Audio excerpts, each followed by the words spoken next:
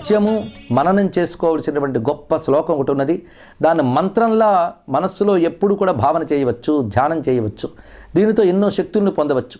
ఆ శ్లోకం పఠిస్తూ కుంకుమ చేత్తో పట్టుకుని మననం చేసుకుని ఆ కుంకుమ ధరించిన అద్భుతమైన శక్తి లభిస్తుంది. ఆ శ్లోకం నిజానికి చాలామందికి పరిచయమే కానీ శక్తి పరిచయం కావాలి. సర్వమంగళ మాంగళ్యే శివే సర్వార్థ సాధికే శరణ్యే త్రయంబకే గౌరీ నారాయణి నమోస్తుతే. ఇది ఒక అద్భుతమైనటువంటి స్తోత్రం. ఇది చండీ సప్తశతిగా ప్రసిద్ధి చెందిన దేవీ మహాత్మ్యంలోది.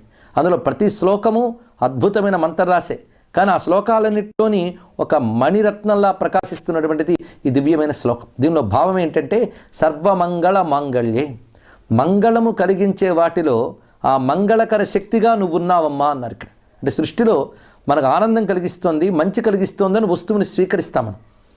అంటే దానిలో ఆనందము మేలు కలిగి